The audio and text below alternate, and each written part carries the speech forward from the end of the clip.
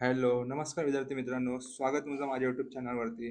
आज आपण इयत्ता 6वी इंग्रजी मीडियम विषय मराठी धडा 5वा आईस पत्र या धड्याविषयी बोलणार आहोत. आईस काय पत्र लिहिले जाणून घेणार आहोत. तर चालू करूया. दिनांक 20 एप्रिल. तीर्थरूप आईस शिर साष्टांग नमस्कार. आपण जेव्हा मराठीत पत्र लिहितो त्याच्यामध्ये आईस तीर्थरूप म्हणतात, आई बाबांनी तीर्थरूप म्हणतात. तर तीर्थरूप आईस शिर साष्टांग नमस्कार म्हणजे आपण नमस्कार करतो. ते झालं. माझं पत्र मिळाल्यावर तुला आश्चर्याचा धक्का बसला असेल ना. ओवी रोज तर आपल्याशी फोनवर बोलते, मग आज अचानक तिला आपल्याला पत्र का बरं लिहावंसं वाटलं, असा प्रश्न तुला पडला असेल ना. तर याच्यामध्ये ओवीने आईस पत्र लिहिलेलं आहे. तर पत्र वाचून आईस अचानक धक्काच बसला असेल, कारण ओवी तर रोज माझ्याशी फोनवर बोलते, पण आज तिने मला पत्र का लिहिलं बरं असेल, असा प्रश्न आईला पडला. मी सुट्टीत येथे आजोळी राहायला आल्यापासून आपण रोज फोनवर बोलतो. ओवी सुट्टीमध्ये आजोळी राहायला गेली होती आणि तिथे गेल्यापासून ती रोज आईशी फोनवर बोलते. पण आज आजीने मला तिने जपून ठेवलेल्या पत्रांचा खजिना दाखवला. मग आजीने तिला काय केलं, की आजीने जपून ठेवलेल्या पत्रांचा खजिना दाखवला. आजी लग्न करून सासरी आल्यावर पणजीने आजीला लिहिलेली सगळी पत्र आजीने जपून ठेवली आहेत. आता आजीने काय केलं, की आजीने लग्न झालं आजीचं, तेव्हा आजी इकडे आल्यावर तिच्या आईने तिला लिहिलेली सर्व पत्र जपून ठेवली होती.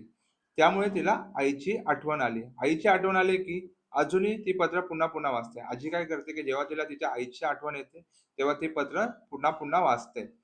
फोनवर बोलण्यापेक्षा पत्रामधून आपलं मन मोकळं करण्याची कल्पना मला फारच आवडली. मग आजीला काय वाटतं, की जेव्हा आपण फोनवर बोलतो, त्यापेक्षा पत्रातून आपलं मन मोकळे करण्याची कल्पना तिला खूप आवडते. म्हणून मीही पत्र लिहायचं ठरवलं. मग ओवीने हे तसंच करायचं ठरवलं, की पत्र लिहायचं ठरवलं.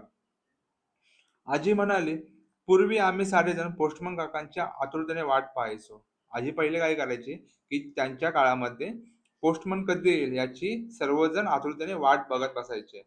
आपल्या आवडत्या व्यक्तीने आपल्याला लिहिलेलं पत्र पोस्टमन काकांकडून मिळालं, की आमचा आनंद गगनात मावेसा व्हायचा. मग काय व्हायचं, की आपल्या आवडत्या व्यक्तीने लिहिलेलं पत्र आहे ते पोस्टमन काका घेऊन यायचे. म्हणून पोस्टमन काकांची सर्वजण वाट बघायचे आणि जेव्हा पोस्टमन काका येतील, तेव्हा त्यांचा आनंद गगनात मावेनासा व्हायचा. म्हणजे ते खूप खुश व्हायचे पोस्टमन काका आले की. "आई, मी इथे खूप मजा करत आहे. हिरवेगार डोंगर, झुळझुळ वाहणारी नदी, पिकांनी भरलेलं शेत, डोळणा डोलणाऱ्या गवत फुलांचं माळरान असं निसर्गाचं सुंदर स्वरूप पाहायला गावात यायलाच हवं." ओवी आईला म्हणते पत्रामध्ये, की "मी इथे खूप मजा करत आहे." ती हिरवेगार डोंगर, झुळझुळ वाहणारी नदी, पिकांनी भरलेलं शेत, डोलणाऱ्या गवत फुलांचं माळरान हे निसर्गाचं सुंदर स्वरूप पाहून गावाला यायलाच हवं. हे बघण्यासाठी तुम्हाला गावाला जायलाच हवं, असं ओवी आईला सांगते. आता दरवर्षी सुट्टीत मी आजीच्या गावाला यायचं ठरवलंय. आता ओवीने काय ठरवलंय, की दरवर्षी सुट्टीमध्ये ती आजीच्या गावाला जाईल. आजीच्या हातची भाजी-भाकरी एवढी चविष्ट लागते, की मला पिझ्झा, बर्गरची मुळीच आठवण येत नाही.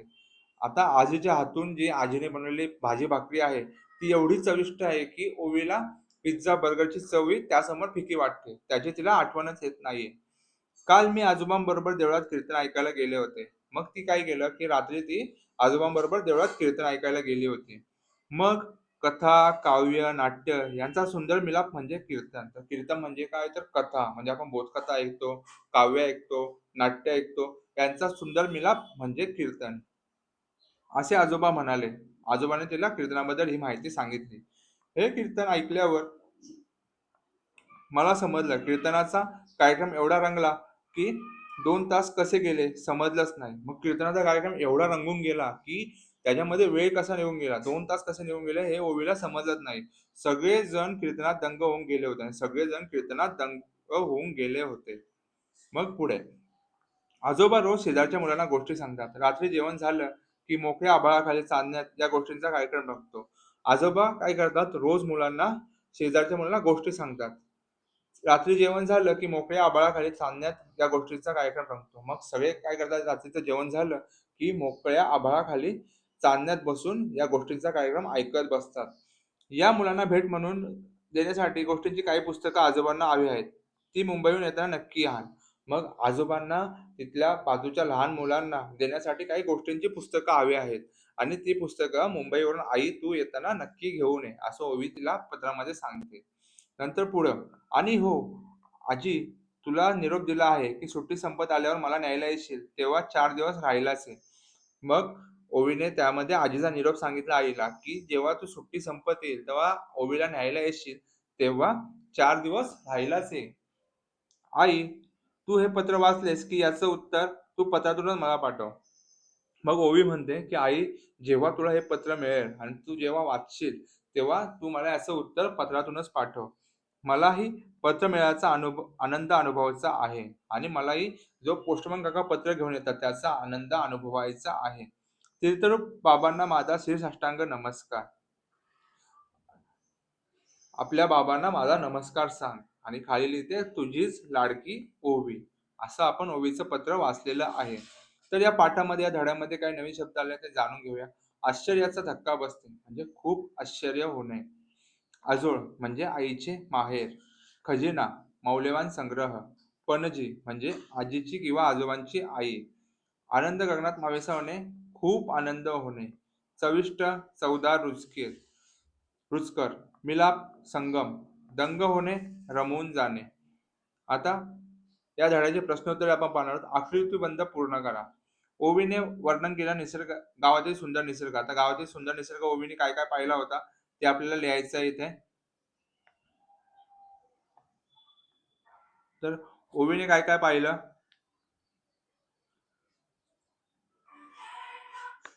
सुंदर माळरान, बहरलेली पिके, झुळझुळणारी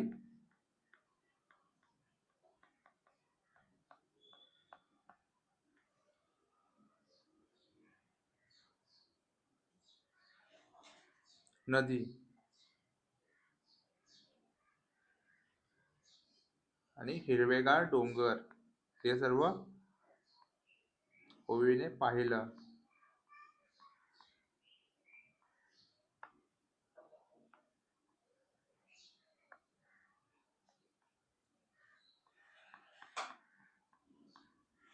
आजीच्या हातचे चविष्ट पदार्थ. आजीच्या हातचे चविष्ट पदार्थ काय खाल्ले? भाजी व भाकरी. प्रश्न 2. पत्र लिखण्याच्या नियमानुसार खालील व्यक्तींसाठी योग्य पर्याय निवडा. आई बाबा, आई बाबांना आपण लिहितो तीर्थरूप. काय लिहितो? तीर्थरूप. आजी आजोबा, आजी आजोबांसाठी आपण लिहितात तीर्थ स्वरूप. मित्र मैत्रिणींना पत्र लिहायचं असलं आपण लिहितो प्रिय. कारणे लिहा. देवळात 2 तास कसे गेले ओवीला समजत नाही. तर जेव्हा ओवी आजोबांसोबत देवळात कीर्तन ऐकण्यासाठी गेली होती, तेव्हा ती कीर्तनात दंग झाली.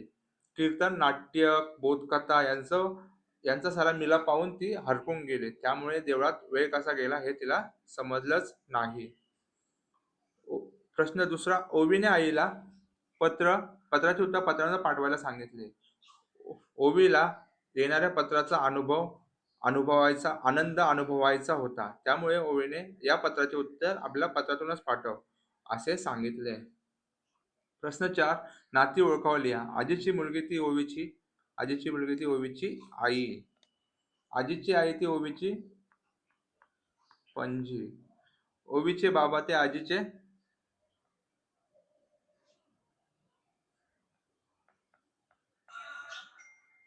जावई. आई बाबा ते ओवीचे आईचे बाबा ते ओवीचे आजोबा. आता तुम्हाला इथं लिहिते हुआ तुमच्या मित्र मैत्रिणीला निबंध स्पर्धेत प्रथम पारितोषिक मिळाल्याबद्दल त्याचे तिचे अभिनंदन करणारे पत्र लिहा. हे पत्र लिहायचंय तुम्हाला. ओवीने दरवर्षी सुट्टीत गावाला जायचे असे का ठरवले? तर ओवीला गावामध्ये सुंदर निसर्ग अनुभवायला मिळाला.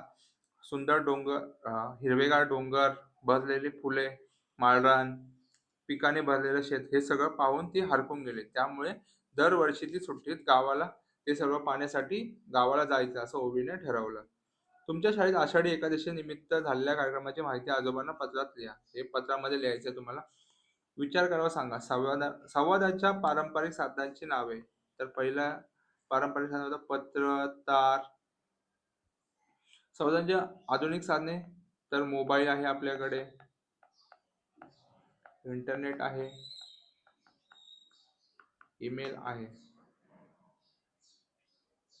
आता चर्चा करूया. पत्रामधून आपले मन मोकळे करण्याची कल्पना ओवीला का आवडली यावर गट चर्चा करायची आहे. कीर्तन या परंपरेविषयी आजी आजोबांकडून माहिती घेऊन ती आपल्याला लिहायची आहे. अशा प्रकारे आईस पत्र हा धडा आपला शिकवून झालेला आहे.